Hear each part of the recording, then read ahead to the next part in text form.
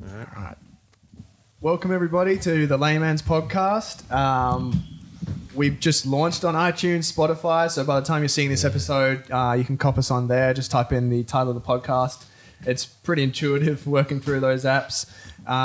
We're also on Facebook at facebook.com/Layman's podcast and Instagram at Layman's podcast. So if you enjoy the show, go ahead and follow us over there.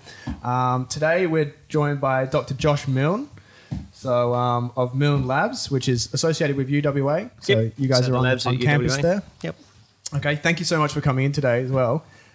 Just for people who have absolutely no idea who you are or what you do, could you maybe just give us a sort of a brief description of what you're up to? So I'm a university academic. So I came over here to WA, I think it was about 5 years ago, the end of 2012, so that's nearly 6 years, to start a research lab and to become a lecturer, and I'm an associate professor and have a research group, and that's what I am. Yeah. Brilliant. Awesome. Oh, just bring the mic closer to you. Oh, that's a big one. Yeah, just keep that sucker probably a fist length away from your face. Not quite. All right. Okay. Gosh, I mean, where to start? So one of the big studies that I read recently, or so one of the areas that I focused on in a lot of my research about you, was the idea of antimalarial compounds that could be used as herbicides. Yeah. So I'm probably going to stutter and stumble my way through this, so bear with me. But could you maybe give us a brief overview of kind of what sort of study you're doing into that sort of area, and then we'll sure. We'll pick it up. I mean, I don't know. You probably want the whole story, right? So rather than just the whole story. Yeah. So the whole story. So the whole story was so when I was in Brisbane, it was the second year of being back from the UK, and I wasn't 100% sure I was going to be able to make it in science, because it was actually pretty scary watching lots of my friends leaving science. And so I thought, as a bit of a backup option, decided to join the Army Reserves. Yeah. So, and I didn't know exactly what they'd make me do. I thought they'd make me drive a truck or something, but they ended up posting me. They go, "Oh, you're a scientist. Well, our only science section here is this malaria institute." So they went and stuck me in a malaria institute. So I'd do my fitness and training, and then I'd end up doing these sort of periods where I'd just be talking to all of these people in the malaria institute, and I didn't really spend enough time there to do anything I think helpful to the army, but I certainly started finding out a lot about malaria. And one of the things that surprised me, particularly because I'm mostly a plant biologist, was that the plants and malarial parasites have a lot in common, a lot more than you'd expect anyway. So some people call it just, it is a plant, the malarial parasite. Malaria is caused by a protozoan that lives obviously inside, goes through various life cycles, and lives in your blood cells and gobbles up the hemoglobin and so on. But it is more closely related to plants than plants would be to bacteria. Bacteria are to the parasites, so they're quite closely related. And one of the things that they did, and this was what I was reading about, that helped them prove this sort of the close relationship, was they'd kill the malarial parasite with Roundup, with herbicide. Okay, that was Monsanto, right? Roundup, or? Well, yeah, they would use that compound because it blocks a particular pathway. And they actually used a few different herbicides to kill the malarial parasite to prove that sort of, particularly there's this little thing in there that's called an apicoplast, which is like a chloroplast, but it's not green anymore and it doesn't catch light, right? But it still does a lot of the same sorts of things. Yeah. And so to prove that it is what it was, they use herbicides. And so there'd been all this work that was done by a fellow in Melbourne called Jeff McFadden, who proved he was working on that apicoplast and the connection, and he said he could actually make new drugs by taking all these herbicides and turning them into new malarial drugs. And he tried that for a while, and I think it went reasonably well. But the thing that I thought while I was there was I was going, well, maybe actually all these anti-malarial drugs would make good herbicides. Yeah. And so, I was at the Malaria Institute and started digging around in all the drawers and the cupboards and found all the all the anti-malarials I could find, and then took them back to the institute I was working at, and then started testing them on plants. And just all in a drawer. Yeah, they were drawers. They had the little drug room. They had the drug room which had all the different anti-malarial drugs in it that they would work on. And I just opened up the drawers and wow. I think I ended up with 14, and 13 of them were pretty good herbicides. Oh, cool. And I never ended up doing much on that because I just didn't have much time. So, but it was just something that was always sort of sitting there waiting to do more on. And then when I went to UWA, I had my own lab, so I had more time to sort of do those sort of side projects and sort of started it up. And yeah, we started. Initially it was just trying to see how many of these compounds were herbicidal, but then it sort of morphed into other things. So there's been herbicides are in there's a bit of a situation going on. One is that there's a lot of resistance appearing to herbicides, so a lot of herbicides are stopping working or resistance has evolved to a lot of herbicides. Yeah. And the second thing is glyphosate, which is a wonderful herbicide, regardless of some of the nonsense that's going on. There's some resistance becoming to that. And the reason why that's a particular problem is because it's so heavily used. And that's part of the reason why resistance is appearing as well. It's just, one leads to the other. You use it a lot and then resistance appears. So this magnificent herbicide that's very safe and very cheap and very good is now got resistance to it. So and so the companies have not done very much in the last 20, 30, 40 years or whatever on herbicides because glyphosate was so good. That plus the fact that it's getting more and more expensive to make a new herbicide means that there hasn't been a new herbicide for 30 years. Not a real one. Is that pathway that they share by any chance a shikimate pathway? Very good. Yes, it is. It's one of many. So there's lots of pathways that they share. So, and that was one of the things that ended up inspiring some of the work, which was that we started not just saying, oh, here's an antimalarial, can we make it a herbicide? It was more like, well, what sorts of pathways do they target with malaria? Are those pathways targeted by herbicides yet? And if not, why not? So we had a paper come out recently where there's a whole pathway called folate synthesis. So you probably heard of folates in pregnancy or whatever, but there's this whole pathway of synthesizing folates that you can get compounds that block that pathway, and that works really well. So if you've ever taken doxy, like gone to Asia, sometimes you'll take doxy and things like that, it'll block a particular, that folate pathway, and plants, that pathway there's no inhibitors for that in the herbicizing. So I'm not saying all of these are going to be herbicides, but it just sort of started making us think of what sorts of pathways. So instead of doing what companies do, so what companies do is they'll have 1 billion molecules and they'll find the best 100,000 and then they'll narrow it down, and then they end up with the best molecules. And only then do they try and work out what it is that they actually do. They often find at the end of that whole pathway, they've got the same stuff as what they had before. Whereas what we're trying to do instead is be inspired by that malaria connection and see whether there's some molecules or pathways that we could start with that would be novel. Yeah, I think one of the key words I picked up from one of your studies was that it represented novel scaffolds for you to overcome to sort of develop that. So I guess also understanding the landscape as well in context of the need for more like some new herbicides because of this weed resistance. I think one of your studies quoted that it was by 2050 we'd have 9.2 billion people on the planet and a 70% increase in food production demand, which is, I mean, that kind of stuck with me for a while there. Like just thinking about how seriously this could, be a real issue in the future. No. I mean, there's obviously disease, which is causing problems for crop yields, and climate, which is causing problems for crop yields. But one of the biggest penalties, one of the things that causes some of the biggest problems is having weeds. Right? So weeds are another big problem for crops as well. So generally most agriculture relies on herbicides to do that control. I've actually spent a lot of when I was in my early uni years, I used to go out and in the holidays used to chip cotton. We'd actually walk up and down the rows with a hoe, chipping the weeds out. Manually. Manually. Yeah. And herbicides are a lot cheaper than a bunch of uni students. Have weeds always been a problem in agriculture? Yeah, pretty I much think so. Since the beginning. Yeah, absolutely. Yeah. I mean, I wouldn't profess to be an expert of the history of agriculture, but no, I think weeds have always been a problem, whether it's, large-scale agriculture or my herb garden out the back. I think we all have dramas with weeds. It's just, when things get on a really large scale, that gets to be a bigger problem. Yeah.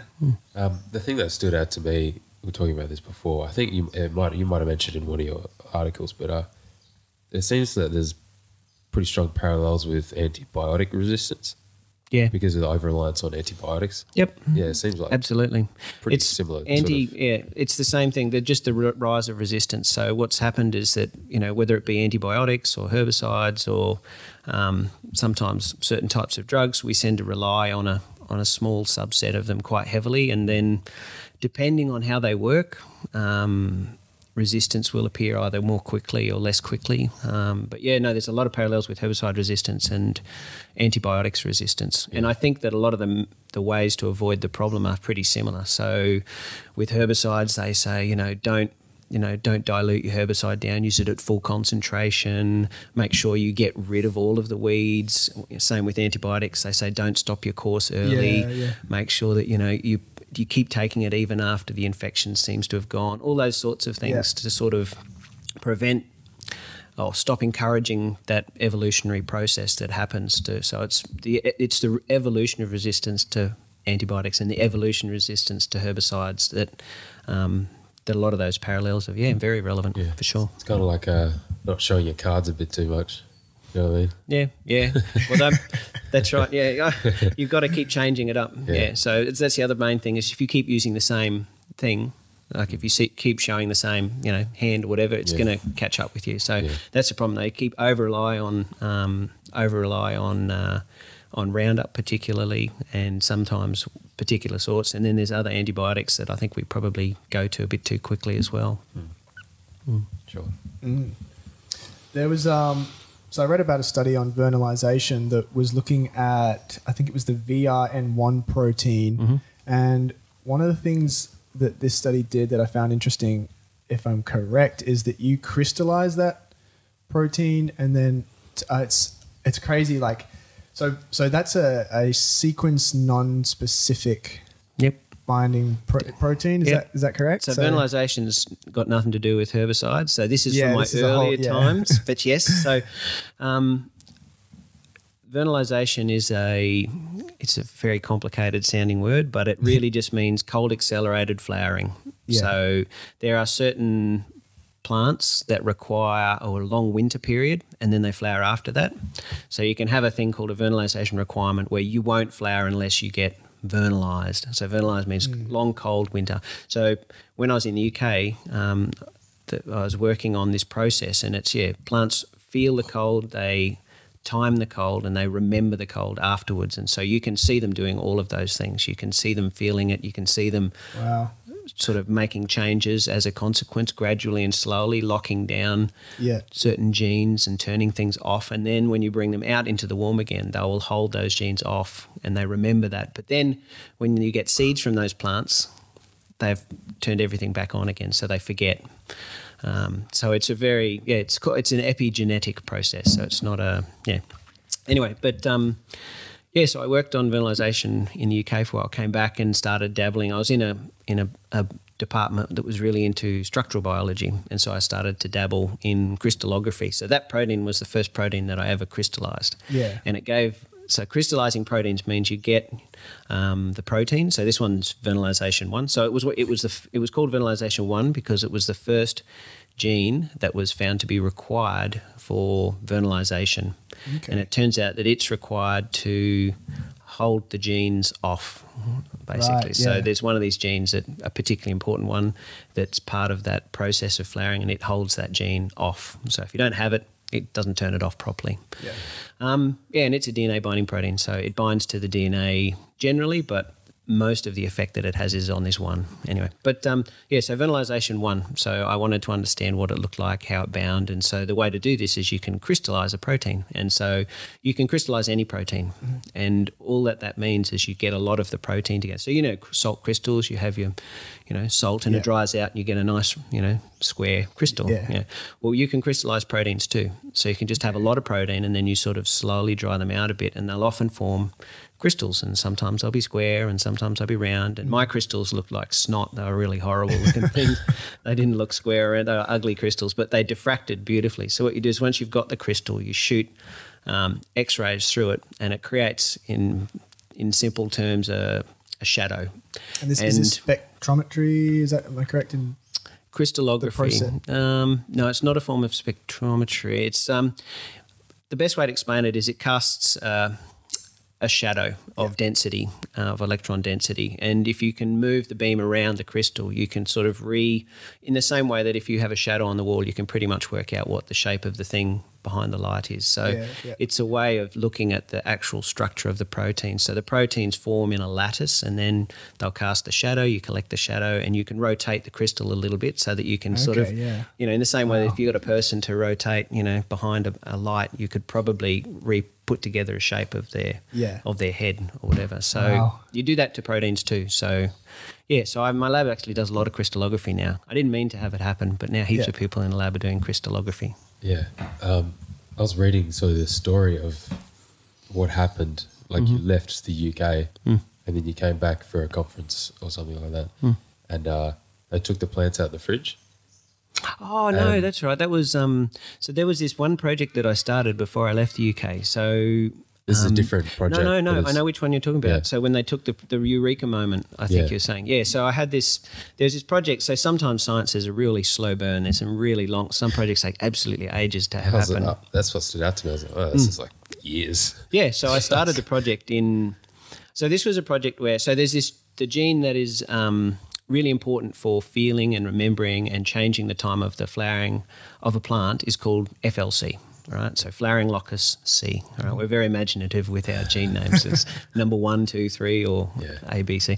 Anyway, so flowering locus C is very important for changing flowering time. And in the UK, I was really curious to know whether the physical position of the gene. So you know how like there's a cell, and then in the cell there's the nucleus in the middle. It's got all the DNA in it. And everyone thinks of it like a basketball, like, you know, full of noodles, and the noodles are the DNA, right? So I was really curious to know whether the physical position of the gene FLC moved when it was being turned on versus when it was turned off. And that's how gene expression works, just for the audience. Sort of switches on or off. Yeah, genes can be genes are on or off. So the DNA in your fingernail, or in your finger, would be the same as the DNA in your eyeball.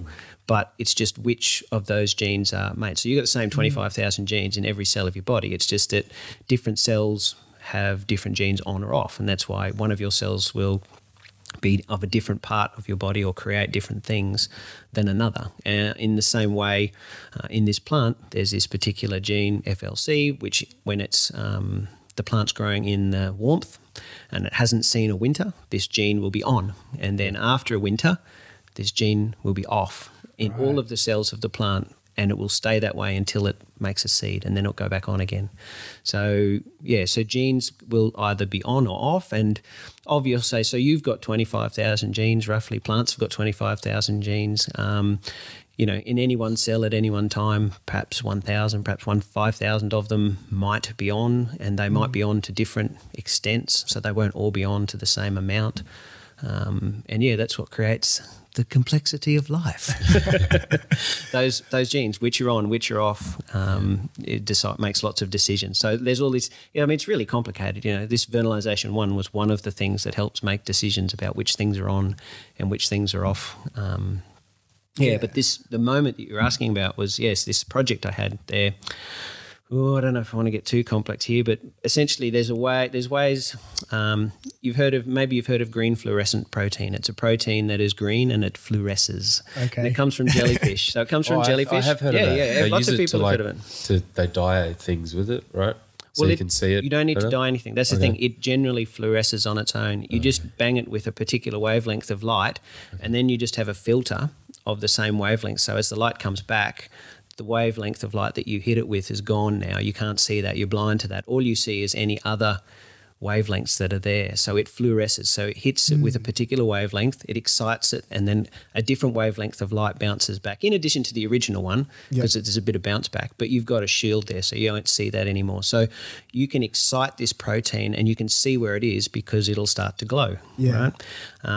And so you'll need, obviously, low-light cameras and things. But, it's a fluorescing protein. So you hit it with a wavelength and you shield yourself from the original and you'll see that fluorescence. And so there are ways to take that fluorescent protein and connect it to another protein that will stick to certain DNA sequences, right? And I won't go into the details because you don't need to know, but basically I can get the green fluorescent protein to stick to the FLC gene. And so I wanted to create that system so that I could actually get a little dot inside my basketball of noodles where the gene was. And so, so it took ages to do that because it sounds, it's quite complicated getting all the right setup. But I set the whole thing up and then eventually had to leave the project and went back to Australia. And then after a couple of years, I'd sort of convinced them to continue doing a little bit of work. And they put the plates in the fridge, which meant that the plants were growing on these little agar plates in the fridge. And then just when I got there, they had one plate that they'd never put in the fridge, and that was kind of just new. And then they had one that had been sitting in the fridge for 6 weeks, and they'd put, they put the one up and they'd have a look and the spots were in a certain place. You could see where the gene was. And then they put the plate of the one that was in the fridge up, and there wasn't multiple spots. It was just one. So they were all moving to come to the same place. It was really cool. Hence the title, Genes That Cuddle in the Cold. Yes. Yeah. I thought that, I was like... Yeah, so they moved. Cool. And the chromosomes seemed to sort of move and the copies came close together. So, I mean, what that means, we don't know. I mean, we've got no idea why they're doing it, but it was definitely doing it. Yeah. And I think it took after that was 2008. I think it then took, the paper didn't get published till 2013 because there was 5 more years of proving that it wasn't just some sort of weird artifact. You had to prove that it wasn't just, some sort of artifactual thing of cold or some artifactual thing of you've been, all the stuff that you had to do to get it to work could have actually created the ability to do that anyway. So you spend a lot of time, it took a long time for that particular one. Yeah. You have to show that it's not just an artifact. Your observation that's influencing. Well, just the setup, because sometimes you'll set an experiment up and the experiment itself will have a flaw and it ends up just being, artifactual. It's not really, really meaningful. It's just... It is really cool that genes physically move. Yeah. Because I always thought of it I never really thought of genes that often, but I wouldn't have thought they would respond physically. No, they're getting really good at it now. Like our technique is pretty crude now compared to what they can do. But like I said, everyone sort of thinks as a nucleus is just like a basketball-shaped bag of noodles and the DNA is just in there randomly. But it's really clear now that they don't, that chromosomes they have domains and they always sit in certain spaces and there's clearly movement where genes will move in response to being active or inactive. And there's actually all sorts of little... microenvironments in there and certain little bodies of activity and things will move into the little body for this particular purpose. And, it's actually quite complex what goes on. It's not a bag of noodles at all. Yeah. This is something we were talking about. I was thinking about, obviously things happen to humans on an epigenetic level, just like they happen with plants, sensing the cold and responding accordingly. But we also have this other tool, which is communication. Like indigenous populations can tell stories and pass down things generation to generation. So, around this time, it's going to be this sort of weather, and you should do this and this and this. That was interesting. Yeah, plants can't do that, unfortunately. They can't. Winter's coming. We have to get ready for it. They just have to react. Yeah. Otherwise, we wouldn't be able to trick them quite so easily, right? So we just stick them in the fridge, and they don't know any better. They don't know it's really winter. They don't know where a fridge is. So that's right. Yeah. I don't know. I'm kind of bringing this one up a bit out of left field, but I've vaguely heard about this the ability of plants to. I don't know where I heard it. There's no merit to what I'm saying, but maybe you could sort of run it past your filter and see if there's any credence to it. But basically, I heard that when you have like plants in a certain area, they can actually sense when another plant is being like eaten by a caterpillar. Like they know when that process is happening, and they can alter themselves to be more distasteful, so that the caterpillar will avoid them. But it's basically this they're reacting to the sound of the caterpillar chewing on other plants. I don't know about the sound of chewing. To? I think I don't profess to be an expert on this, but there is definitely plant-to-plant communication that can happen. I think most of it's done hormonally.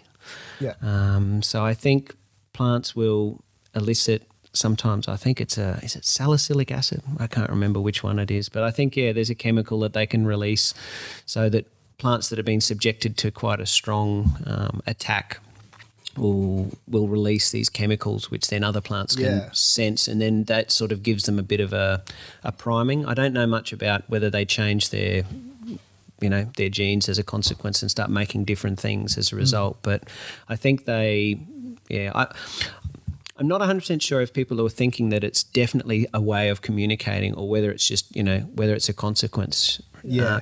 I mean, if you could smell, blood on the floor in an area, you'd probably avoid it. You'd go, oh, this is a bad area. But it's not like the people who were dying and dropping their blood everywhere have done that deliberately to tell you that you shouldn't go there, right? Yeah. So I think in the same way that a plant under serious attack might be eliciting lots of chemicals, it might not necessarily be some sort of altruistic plant loving other plants, protecting other plants thing. It could just be a weak, diluted the response that the plant would have if it was making those chemicals internally, it's receiving some of them externally, and so it's responding. So it might not be, higher level communication, plant sort of stuff, but there's definitely plants can have a benefit from being near plants that are suffering, I suppose. Yeah, that sort of reminds me of that rat study that I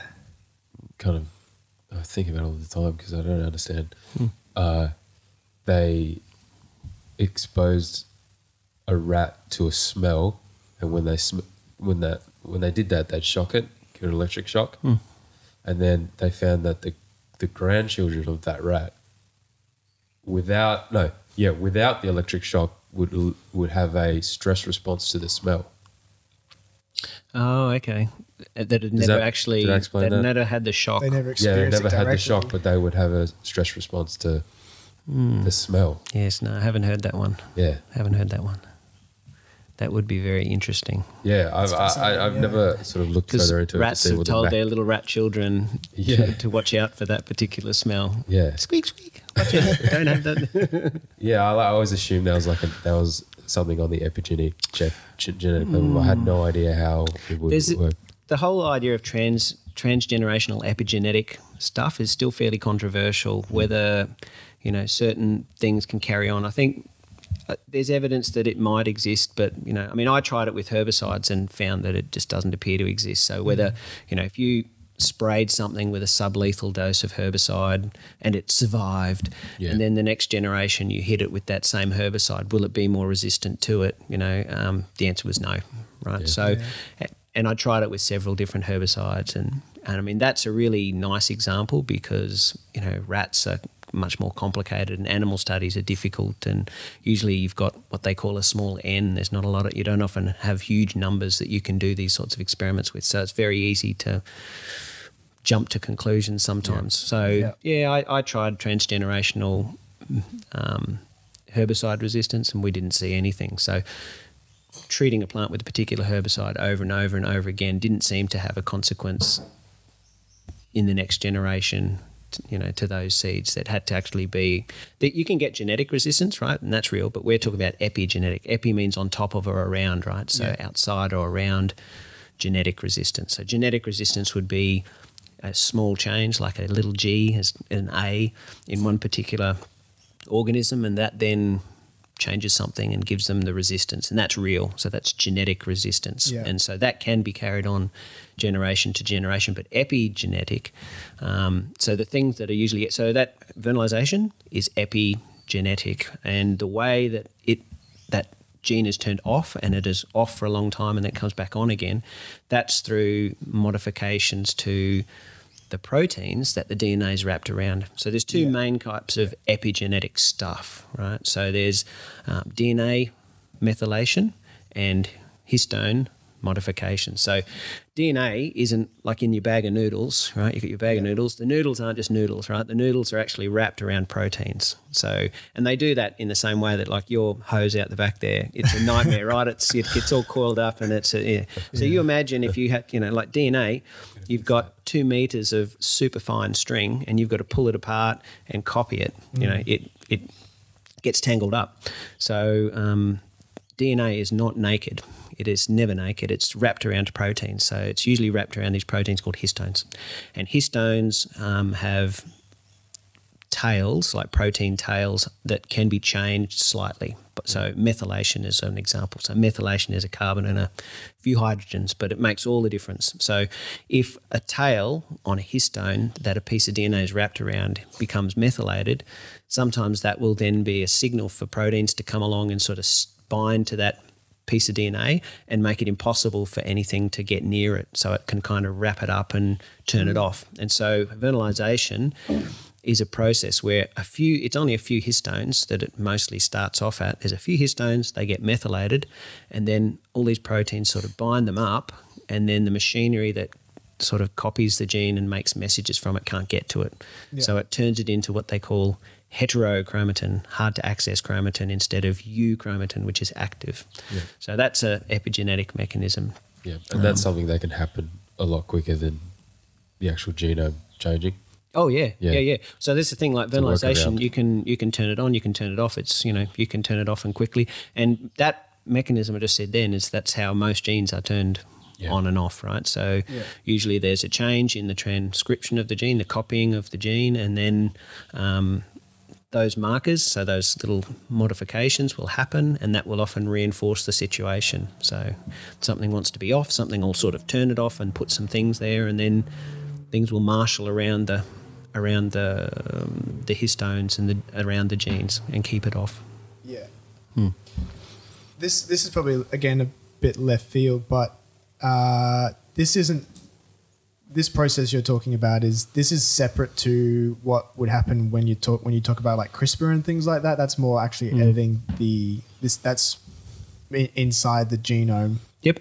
CRISPR makes DNA changes. So I don't know heaps about CRISPR, and I should. There was a few things that have happened in science that I've kind of been hoping would just go away and I wouldn't have to bother learning about. I think one of them was gateway cloning. I mean, that was all really fashionable for a while, and then fortunately it went away and I didn't have to bother learning that at all. But CRISPR's here to stay, I'm afraid. I think CRISPR's too good. So CRISPR is a process. I've been told how it works, but in essence it was a defense mechanism, or it is a defense mechanism for bacteria. Mm-hmm. So bacteria use CRISPR to chop up the DNA of things that come inside. And it's been, like lots of interesting, how to engineer plants has been a bacterial mechanism that we've hijacked and using it for our own nefarious purposes, right? So CRISPR is something that similarly we've hijacked and are using it for all these nefarious purposes. But what you can do is you can give it a guide RNA molecule, so you can get a particular molecule that has a sequence that you want it to have. Yeah. In the bacterium, it's obviously got the target of things that it wants to target. So it might be a bacteriophage it will want to protect itself from. But in our situation, it might be, gene X. I want it to target gene X. And so you say, I want to target gene X, I want to target here. And then there are lots of different systems for this CRISPR-Cas9. So what will actually happen when the protein that the RNA directs, when it gets there, what it will do. So sometimes it might cut. Sometimes it might change things. There's all sorts of flexibility, and I'm not the expert that you want to talk to you about CRISPR, but in essence, CRISPR will edit genes with a lot greater specificity than some of the previous mechanisms we've used. But so CRISPR is a way you can give it some sequence specificity. You can sell it, go there. And then you can get it to make some changes when it gets there, and then you know where to look for those changes. So what you can do with CRISPR is you can get it to change a nucleotide, change the sequence to one sequence, or you can get it to make a little snip somewhere there and do specific things. Yeah. So when you're cutting it, that's nuclease, is that correct? Yep, and then nucleases protease cut proteins. Combining. No. Proteases cut proteins. Okay. Nucleases cut nucleic acids. So DNA, RNA. It's very fascinating. It's going to be interesting to see how that pans out in the future. Yeah, no, I think it's going to be interesting. I mean, at the moment that the worry that they have is just the specificity, right? So, you give something an RNA molecule and you say, go there, right? Biology's messy and it won't always go just there. Sometimes it goes somewhere else. Mm-hmm. So it's getting better. Like anything, it's pretty new technology, and when you take a system out of bacterium and start using it in other systems, it might not behave exactly perfectly because you're messing around with things. But it's getting pretty good. They can sort of be quite specific with it. I mean, the way that we generate a lot of, whether it's bacterial for brewing or wheat for whatever, the way that they used to make a lot of crops. I mean, I don't know if you've ever seen what a wild strawberry looks like. It's tiny, it's ugly, it's bitter, it's terrible, right? Say what a wild banana looks like, or how it used to look like. Or teosinte, which is corn, to look at the thing we have now. So most of the changes that we've done have just been through random mutagenesis. You just mutate the entire genome randomly, and then select for what you're looking for, and you can back cross and whatever and sort of try and clean it all up, but you really don't know all of the things that have happened. And obviously over decades or, you know, centuries, nothing goes wrong. You're going sweet. It's all good. So no dramas there. But I don't know. I think CRISPR is going to be really interesting because it just usually, we're starting to have a really good idea how things work now. So, you know, sometimes we want to make changes to things and you can now actually do it in a more specific fashion with CRISPR. Yeah. Who knows what the Chinese have been doing? Yeah, with their technology. Yeah, they're the early adopters. They're so I don't know where they're at, but they're pretty much like basically applying that to human beings like now, aren't they? I don't know. At least what I hear, they have way less regulations on it.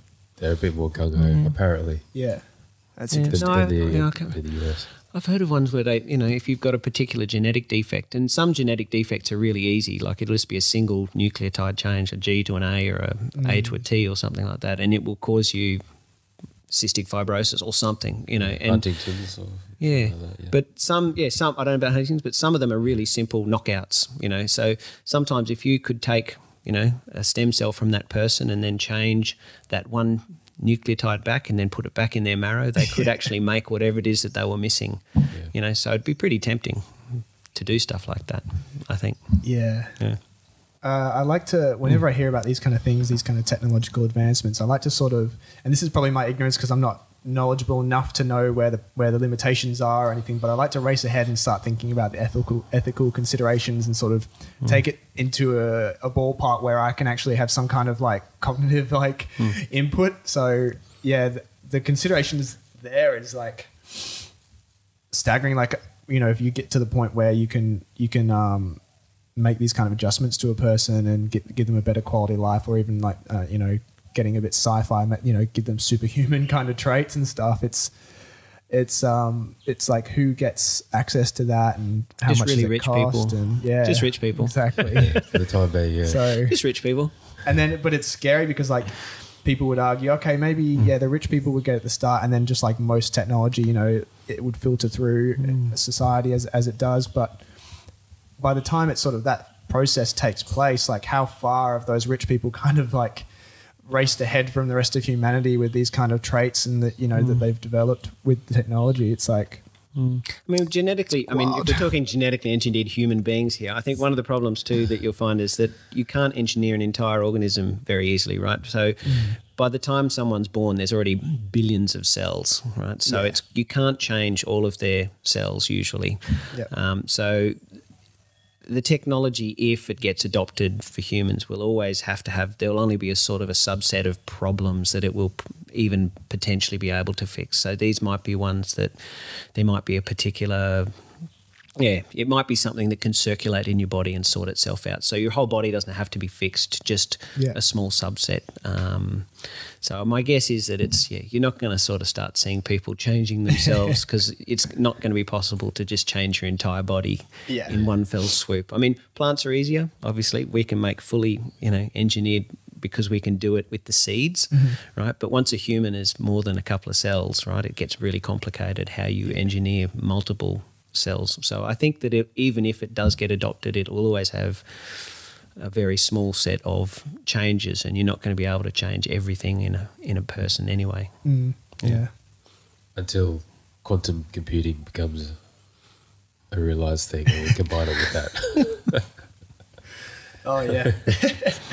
Or something like that. I don't know.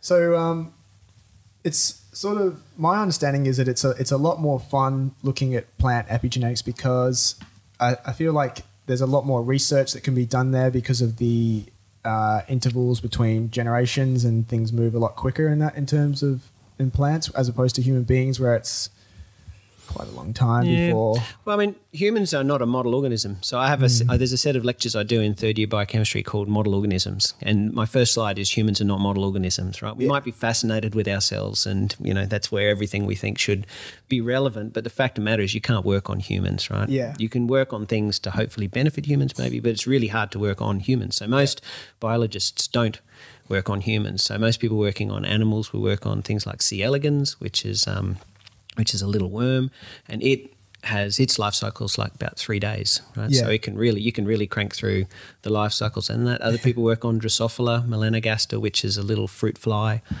They do lots of genetics on that. Zebrafish, Danio rerio is getting quite popular. Zebrafish is a model for working on development, particularly because it's translucent, right? You can see through it. Yeah.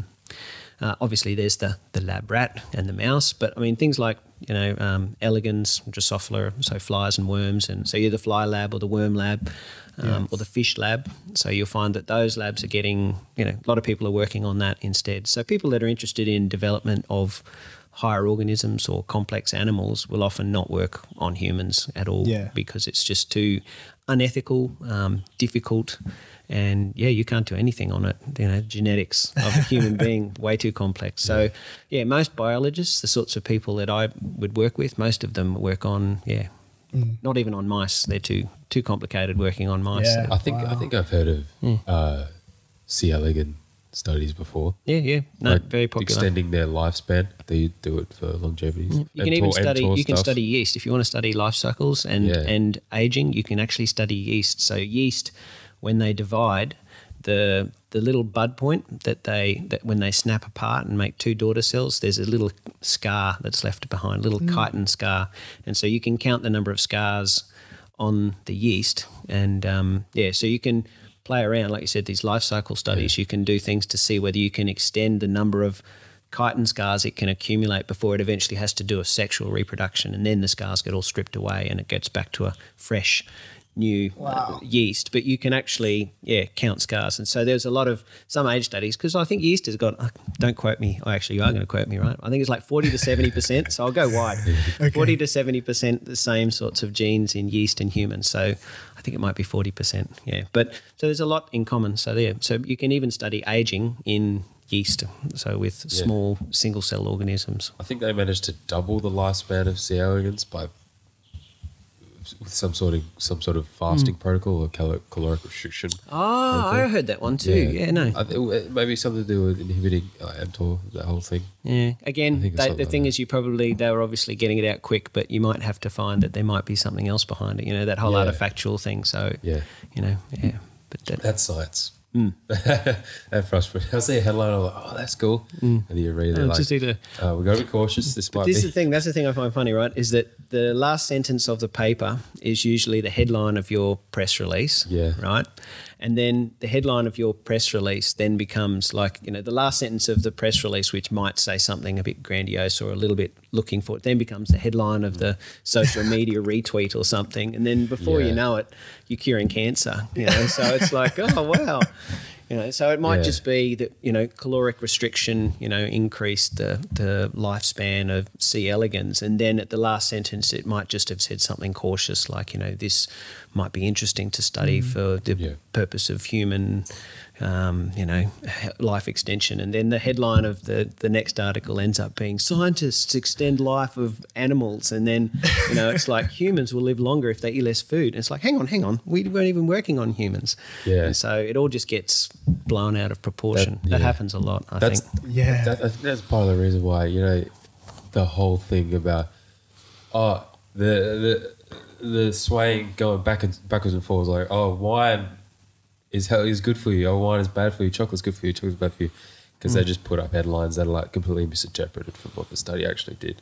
And studies are flawed. So sometimes a study is flawed, and that, that's another thing about the science process is that science isn't one experiment. Usually, it's the accumulation of lots of experiments, and so the things that sort of get grabbed are often sometimes the weird study. There's this thing, I don't know, p-hacking, where if you measure a lot of data and you look for statistically significant things, if you measure enough things, you can make a statistically significant correlation eventually. Yeah. Right? So it's the more things you measure and the more attempts you make, you'll eventually, so often we'll have this thing, the p-value, which is the level of confidence statistically that you can assign to something. So we usually set the p-value, like we will say this is significantly better, significantly worse, significantly different at a p-value of 0.05, which means we're 95% sure that this is statistically real. It's not. There's a 5% chance that it's just by coincidence. But if you measure 20 things, right, then often you'll find that 1 in 20, it will be in that 5%. Yeah. And so if you just ignore the other 95% and then your paper just reports that weird 1 in 20 result, you've p-hacked, right? So you've created a nonsense, but, a statistically significant nonsense for that particular experiment and that particular day. Yeah. Bet you if you did that experiment again, might not happen, right? Because it was the 1 in 20. So, so a study, that's why you shouldn't be looking to one study for things. You should often be looking to what the literature says at large. Because, if somebody says, coffee, makes you run faster or something, right? Yeah. And then everybody rushes out and has coffee and finds that they don't run faster, then that literature is debunked fairly swiftly, right? I do run faster when I drink coffee, though. Everything is faster when I drink coffee. So. Oh, man. Yeah, it's interesting that you mentioned that sort of process of headline grabbing, which is like very reminiscent of like Chinese whispers almost.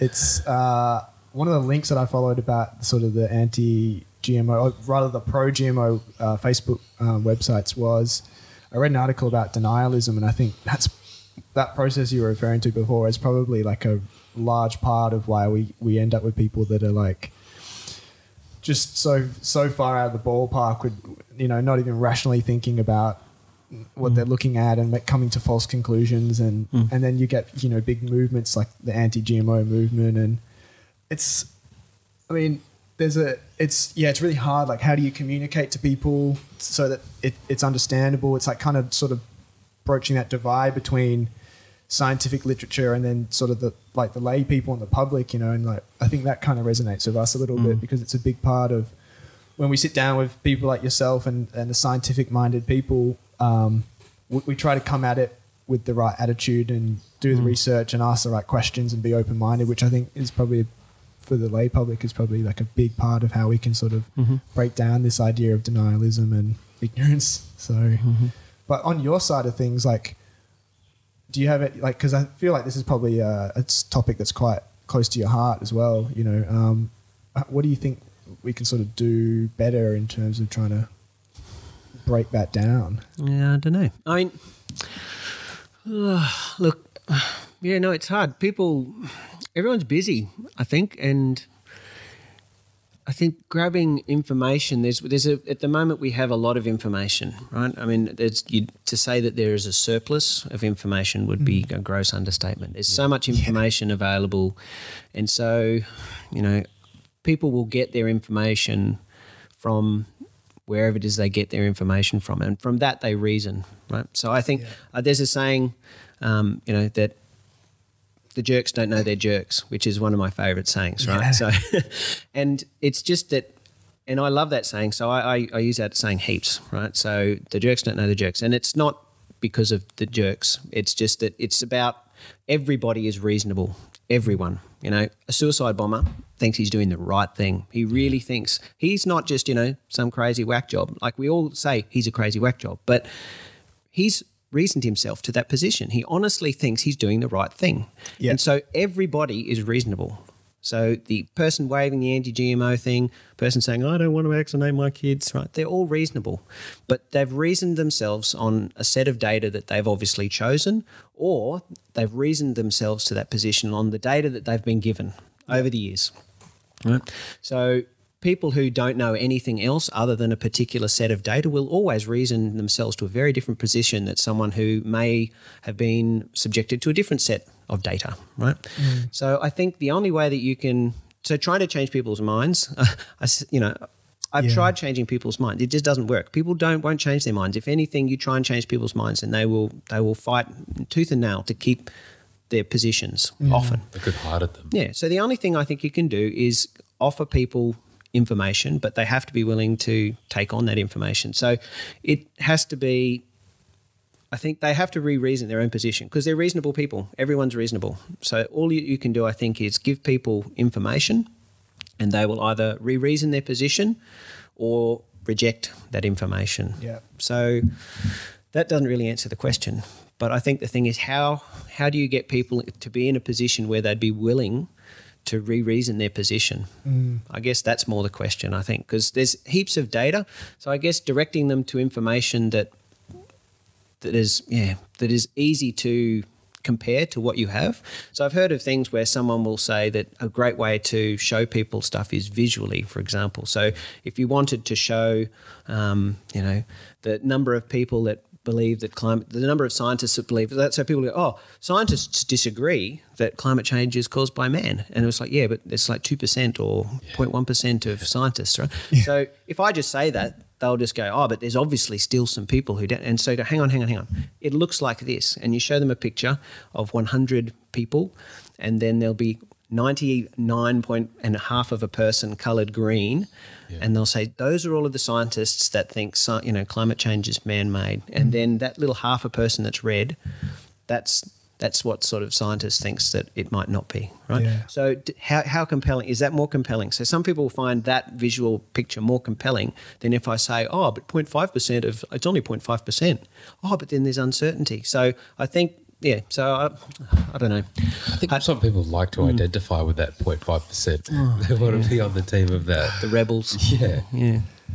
Yeah. Yeah, no, I know. I think everyone is reasonable. So I think if you start from that position, it's more about getting people to be willing to re-reason. Sometimes just as well, things take time. Like I think sometimes things take time for people to realise that they might have reasoned themselves onto the wrong side of a debate. Sometimes things just take time for people to realise where the great majority of people sit. And so sometimes it takes some time for people to sort of click on that they haven't reasoned correctly. And that's when they become perhaps open to new information. I guess you just got to make sure that information's there. But I think trying to force opinions on people just never works. It just doesn't work. I think people have a really, for the majority of us anyway, people have a really hard time admitting when they're wrong. Like I've seen, you'd be at a party or whatever, out socializing, and you'll see two people arguing, and you sort of people around might be aware of the debate, and it's largely constructive, but for the people around, you can sort of see that it's one-sided, that one person is well and truly correct. And it's sometimes funny to watch this phenomenon. The person who's in the wrong will start going down all these crazy rabbit holes and trying to justify what they're saying and incorporate new information, and maybe even if they're willing, they might fabricate things. And I heard somebody changed a Wikipedia page so that they were correct. They edited a Wikipedia page and said, "Oh, look, see, they said this." Exactly. It's see, I was deeply built into us that it's hard to. It takes a lot of strength to sort of go, especially when you can. I've been in debates and been wrong, and you can actually almost physically feel your ego kind of suffering when you know you're wrong. But it takes a lot of courage to sort of go, yeah, actually, I was wrong, and this is great that you've presented me with this new information, because now I'm informed. And so I love when people debate, because I think that it's the most constructive way to build our knowledge. Like it's, you present two ideas, and then the more stronger idea that's got better evidence to support it sort of rules out. And then as long as you can incorporate that information, like everyone's better off for it. And then we continue the process, and it's like this wonderful sort of rational inquiry. And it's, but people struggle with. My grandfather's telling me that when microwaves first came out, that Greenpeace protested that it was going to make all our food radioactive. Tooth and nail. They scared the crap out of heaps of people with, it will make our food radioactive, don't use microwaves. And obviously you know where that went, so. I know someone's father who's never had a microwave ever. They've never had a microwave in their house. Yeah, it's crazy stuff. It doesn't make any sense how it works. So. How do you warm your leftovers? What do you do? Put it back in a pan, heat it up. Oh, yeah. Oh, God. Sort of jumping around a bit here, but also I noticed that you did a study, or maybe you're currently working on it actually, rather, looking into aphid-specific herbicides that are derived from spider venom. Oh, no, that's because I've updated my webpage. Oh, okay. No, but so I started that webpage in the end of 2011, and there's a few parts that I change around nice and regularly, which is like the publication section and the people in the lab section, but there's a few sections. I think you've dug through the back pages of the website there where it's got some of the old stuff. But no, when I was in Brisbane, I worked with a chap called Glenn King who He's a professor, works on spider venoms, and he started off, he makes a lot of these spider venoms. They're really good neurotoxins. They're actually very specific for insects and insect nerve channels, and they paralyze insects. And so he has always been very interested in seeing whether he could engineer ones that would be, more stable. So the problem and these are peptides. So a peptide is a really small protein, basically. So a lot of the ones he would work on were extremely small proteins. And the great thing about proteins, of course, is that we can get plants to make the specific proteins we want. So you could actually get an organism to make a spider venom inside itself. But the problem that a lot of these proteins have is they're unstable. Yeah. So proteins are still made of the same stuff that, is in your meat pie. So a lot of these peptides end up being broken down, and that was, So, you've dug through the back pages of the website there, but the idea was whether we could get some that would spider venom, so that would paralyze aphids. So what Glenn found was you inject these things in absolute femtomolar concentrations and you'd be really good at killing them. The problem was just that whole oral delivery was always a struggle for protein venoms, because insects are used to taking proteins inside and then digesting them like you would if you eat a meat pie, right? You digest the proteins up. So that was always a problem. So that's the thing, like spider venoms, they go into the bloodstream or into the lymph, right, through injection. And so other routes, and this is a problem with loads of drugs, right, is that, the way that they get in is almost as important as what they do when they get there. Very interesting, yeah. I think we sort of knew, or maybe I sort of had a suspicion that it was maybe you sort of left that behind, because we could only find like the headline and then there was no further sort of readings. Thank you. I'll update the website. I'll do it. It's on my list. I've got like 3 lists. This is like the rainy day list, and it's on the rainy day list. Update projects. Now, what are we doing a lot of now? I guess the only stuff that sort of carried on after I left Brisbane that was being done in Brisbane was evolution of proteins. So we, when I was in Brisbane, I was working in a lab of peptide chemist, so he sort of makes peptides, and he used to make a lot of peptides inspired by plant peptides. And there was one particular peptide that was discovered in the United Kingdom back in the late 90s, which was an inhibitor of trypsin. So trypsin is one of your digestive enzymes. It's one of just a general animal one. So in your stomach you have pepsin, which digests your proteins, and then later on at the top of your small intestine there's a little squirts out another set of enzymes that digest proteins. Anyway, so this particular little protein is in sunflower seeds, and it's a circular protein, so it's actually got no ends. So most proteins are like, a string of amino acids, like one after the other, but this one's unusual by being circular. And when I was in Brisbane, I discovered the gene that this protein came from, and it ends up being a really interesting story where it was hiding inside another protein, and the enzymes that sort of cut the rest of the protein up cut out the circle and turned it into a circle. So cut it out and circularized it. So we've carried on with some of that for several reasons. First of all, it's really interesting, and we're scientists, we're allowed to do interesting stuff. It's kind of why we're in it. But we've become so it ends up, the whole thing is it's this little protein. We've tracked its evolution, and we show that it evolved over many millions of years in this little hidden interspace. It's kind of like, we called it interstitial, but essentially it's sitting in the middle of the rest of a protein. We started calling the protein a host, and then we started calling it hijack. It's hijacking on a host, and then we were interested in how easy the hijack was, and we've shown that it's really easy to hijack. And now we're kind of curious to know whether that hijacking is something that's happening a lot, because the thing by hijacking this protein, it seems to be benign. So it's this protein, it's called an albumin.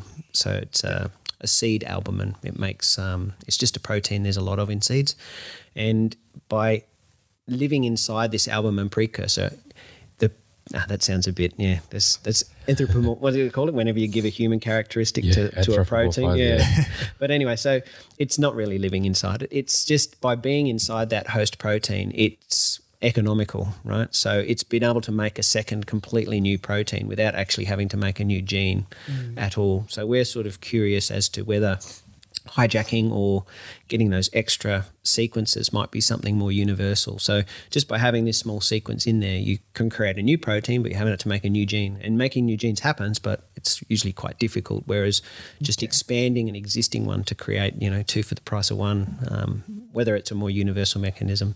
We think we found the second example, but, whether there's hundreds of examples, we don't know. So that's more of our esoteric research, the stuff that, no one really understands why we bother with. But, whether, if a universal mechanism for creating new proteins, I think that would be kind of interesting. Oh, yeah. Definitely. Something I picked up on as I was reading through your studies is you use, I think it's Arabidopsis? Thaliana, is it? Yep, Thaliana, yep. What's the purpose? This might be like an arbitrary question for you, but what's the purpose of consistently using that in your studies? Like I think it was pretty much all of them.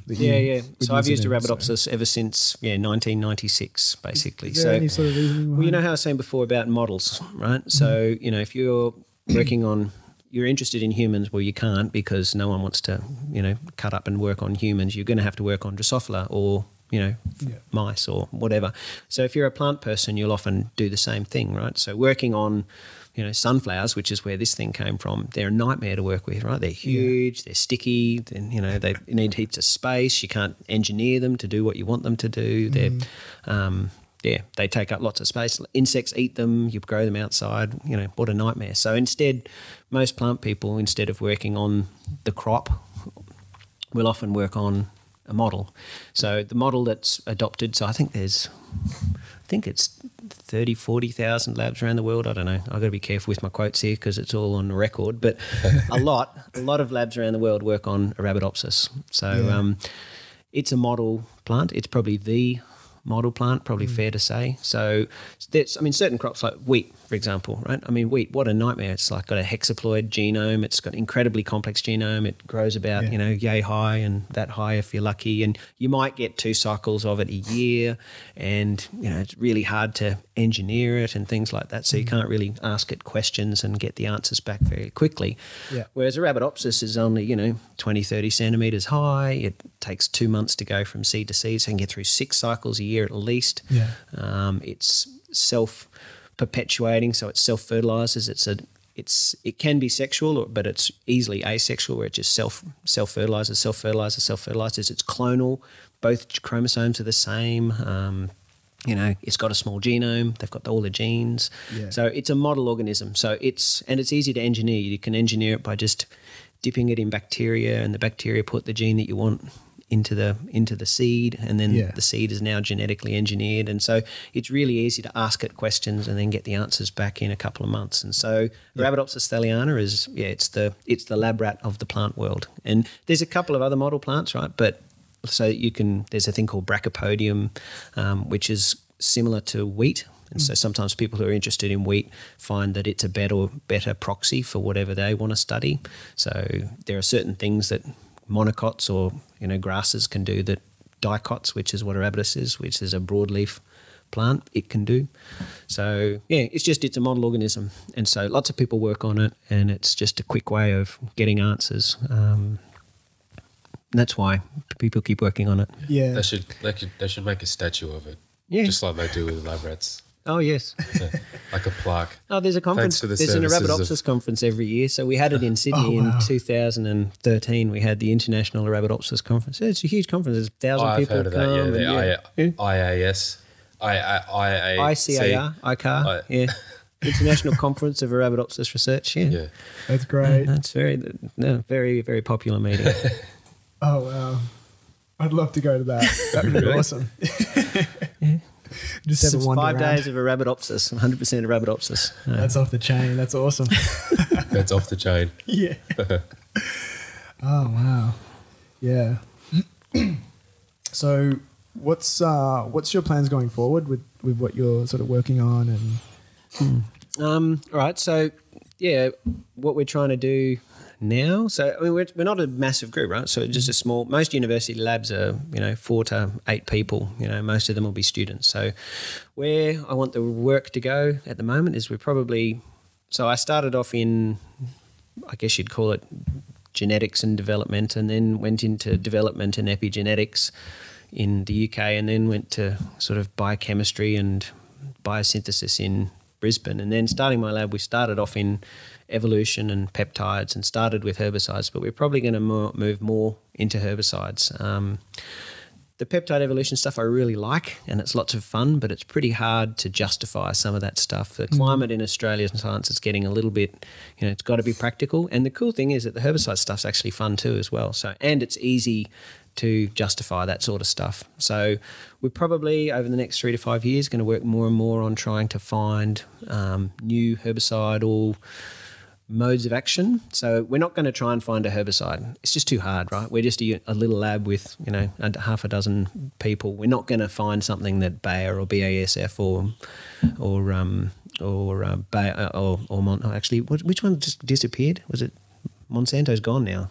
Bayer bought it. That's right. Yeah. They're gone. Yeah. They got bought by. So they got rid of the name. Yeah. And stuff? Oh God. Yeah. Why would you keep the name Monsanto? There's a lot of anti-Monsanto stuff. So yeah, get rid of that.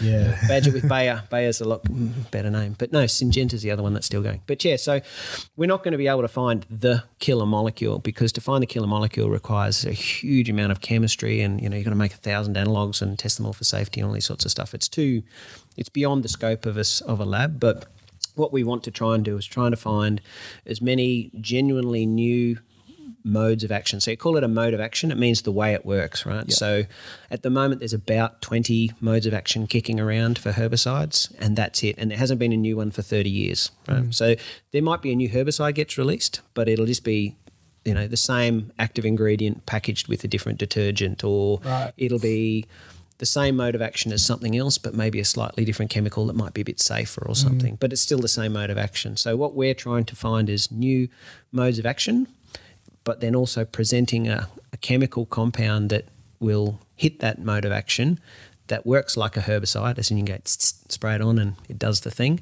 but it might not be what ends up out in the field. Because to do that is, it's boring chemistry to start, because you've got to make 1,000 molecules, all slightly different. That's fairly dull. But also it's expensive, and it's just beyond our reach. So what we're probably going to do is lots of that, and we're doing a lot more crystallography. Yeah. So I'm going to go and live in America for 3 months at the end of the year. I'm going to go and work in Minnesota with a really talented crystallographer, protein crystallographer. So I told you I was dabbling in crystallography ages ago, and I haven't stopped. I've always wanted to do more, but it was always quite difficult to sort of disconnect from all the day-to-day and teach yourself something genuinely new. So I ended up hiring a postdoc who came, and he's a crystallographer, and he's been amazing. So now within the whole time that he's here, it's only been like a year and a half, we went from 1 or 2 people dabbling in crystallography, working with other groups, to now half our lab is now setting their own crystal trays. So I don't know how to do any of those things, so I need to go and learn so that I can do it once he's gone. But so we'll probably in the next 3 to 5 years, we'll move more to herbicides, and we'll probably keep doing crystallography, because once you have the structure of a target, it's easier to design things against it, right? So it's a lot easier to design the key when you've got, the lock, there in your hand, than if you're just trying lots of different keys, you know what I mean, right? So if you, and that's how the herbicide companies work, right? Is they just got lots of keys, and they just keep changing all the keys and trying to see whether one of them does the thing, Whereas if you're actually starting off with the lock, the target, the thing that you want to sort of have something binding to, it's a lot easier then to work your way through the keys. Yeah, wow, that makes sense. Yeah. Jeez. So what does like a typical day look like when you go into the lab? What sort? I don't go into the lab anymore. Oh, you just... I'm office bound now. It's really sad. So this is another one. So along with the jerks don't know their jokes, there's other expressions, which is that whole, the skill set that you need to get to the next level isn't the skill set you need when you get there. Right. So when you're a scientist, right? So you start off and you're a bushy-tailed PhD student or whatever, and you're working in the lab. You usually just work, and you'll write up some papers. And then when you become like a senior postdoc and you're like getting paid to do your science substantially or whatever, then usually it'll just be work, write lots of papers. And then when you start running a lab, it changes really dramatically. So the thing that gets you into a lab head position is usually how good you are at the bench on the tools. But then what you spend most of your time doing then is you spend writing grants, trying to get money so that you can have people in the lab, or giving talks or lecturing. So a lot of people obviously have to do lecturing positions as well. So it's a totally different skill set. So it took, I think it was probably only 3 years ago, I finally ended up being fully booted out of the lab. I still have a lab bench. Yeah. So there's a bench and it's mine. It's got my name on it. It's got my old stuff, but it is quite dusty now. Yeah. And people leave crap all over my desk and I don't even care anymore because I never go in there. But I would love to. I just don't. So my normal day, Mondays I have my meeting day. So I have, an hour meeting with everybody in the lab and that's pretty much the whole day gone. Tuesday I often spend writing manuscripts at home. So I found that, so writing manuscripts is in papers. So when you got all your experiments and results, you need to write it all up. So I'll often have a Tuesday, I'll have a day of writing manuscripts. Wednesdays and Thursdays and Fridays there's meetings, there's academic meetings. You give lectures sometimes as part of your teaching commitments. Sometimes you'll have prac classes to go to and supervise. There'll be lots of admin things. So you end up, sorting out issues and problems in the lab, getting permits, maintaining collaborations where you communicate with colleagues, things like that. Having your own lab meetings, sorting things out. I don't know where the weeks go. I think a lot of it's now in writing. So you spend a lot of your time in writing and presenting, And so when you start off, it's mostly research, and then it becomes researching and teaching, and research and teaching and service, and research and teaching and service, and administration. So it sort of changes over the years, I guess. Yeah. But I used to do lots of bench work, but not anymore. Yeah.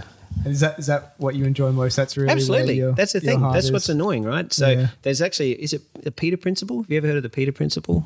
No. I think it's this thing where essentially by the time everyone's 50 or 60, we all suck at our jobs because what happens is you're good and then you get promoted and then the skill set you need is different. So then you've got to either you sink or swim, right? You're either good at it and you're good. So then you get good, right? And then you're good at that, and so they promote you again to the next point in the in the career progression, and you'll either be good at that or you won't be good at that, right? And if you're good at it, then you just keep on going until eventually you suck, and then once you suck, then you don't go any further and you continue sucking. Yeah. Right. So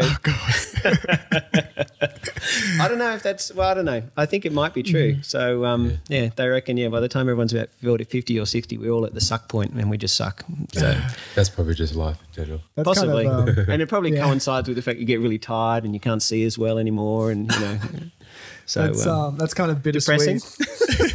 It's sort of like, for all those budding, students that are maybe graduating and heading out to the workforce, it's a gentle decline into sucking. Hey, I think I'll always suck.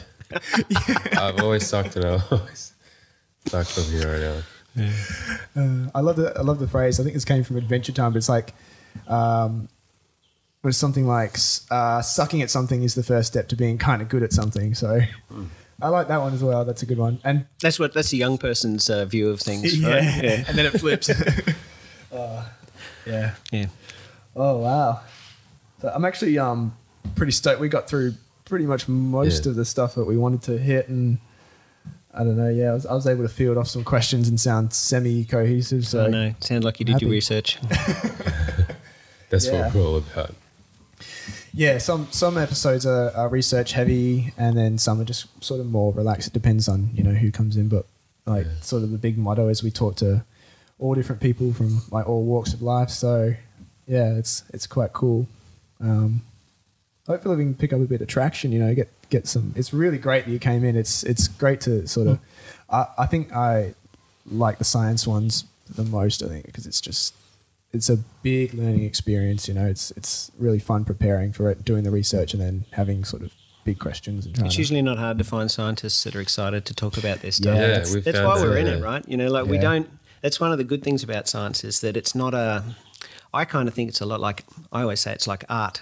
Right. So, no one understands what you're doing. A lot of people look at it on the face value. They don't get it. Often it's unappreciated. You usually get a value at the quality of the work that you do is evaluated by your peers, right? So the only people who can really evaluate your stuff is, people who do similar stuff, you know, and then you'll often display your stuff. You publish works, right? Your works are then criticised. You have to deal with rejection and criticism. It's often very free, right? So you can do whatever you want, you know, to some extent, right? You can research what you want to research most of the time. And, you know, and if you choose to do something that's not interesting or that people don't like generally, then, you know, you're going to suffer that. So, you know, if you're an artist and you work in human excrement, right, no one's going to come and watch your shows, right? So that's a bad choice, right? So if you're a scientist and you decide to do something that's like really, really niche and really, really not important, then you'll suffer, right? So I think I think science is a lot like art. So we are passionate in the same way I think that artists are passionate. So you won't have any trouble getting scientists to come in and blah, blah, blah, blah. I think we found that scientists are much more reliable and organised than the artists, though. Oh, we turn up on time. No, it's good fun. It's good side hustle, you know. Definitely. There's a movie, since we've been talking a lot about epigenetics, there's a movie that I'm trying to think of with like Ethan Hawke, and that's exactly the one. Yeah. Oh, that's the classic one. Yeah. Where he defeats his genetics. Yeah. What a story. I remember watching that in high school. I think I watched that for biology class. I'm pretty sure. Yeah. You might have been in my class. Probably. Yeah. Actually, when you said Drosophila before, it's like, it sounded like eerily familiar. And I think there was some software that we used that was like, the software basically mimicked like the life cycles of the fruit flies. So you could like make, I don't know, alterations, or it was like basic stuff like Punnett squares and looking at dominant and recessive genes. Eye colour was always a popular one with Drosophila. The red eyes and the white eyes. Yeah. Yeah, that was crazy. When you said it, I was like, that shouldn't sound familiar to me because it's such a specific word. But the other film that I'm thinking of at the moment is, have you seen Annihilation on Netflix? No, I haven't ridden the Netflix wave. This is another one of those things that I don't think is going to go away, that I was hoping would go away and I wouldn't have to worry about it. I think everything else apart from Netflix is going to go possibly. away. Yeah. Once everyone's got Netflix, they don't need to do anything else. No, I'm still yet to ride the Netflix wave. It's well worth a watch. I don't know if there's themes that are kind of, I don't know, concepts that are relevant to epigenetics and stuff, but it's a really great movie. So yeah. You were so quick to pick up on Gattaca. I thought you're probably interested in my son movies. mentioned it the other day. He was telling me about the movie and he mispronounced the title and he started describing the movie to me. It was just yesterday, and that's why I was that quick because I had to remind him what the movie name was. Yeah. Brilliant. Okay, well, I think we'll probably wrap it up there. It's been so much fun, and thank you so much for coming in. We really appreciate it. It was good fun. Yeah, good luck in America. Yes. I think that's going to be great. It sounds like you've got a real interest in crystallography, so that'd be awesome for you. Do you think you probably get out of the that situation where you're in the office environment and you'll be more hands-on over there and it'll sort of be refreshing? Well, it'll still be on a computer, but no, it should be work. So it'll be like it's not a sabbatical, but it'll be like that. So it should be on the tools if the tool is a computer and we're looking at protein shadows. So it'll be research as opposed to all the things around research, epi-research. That's a good way to put it. All right, thank you so much. Thank you. Thanks. Cool.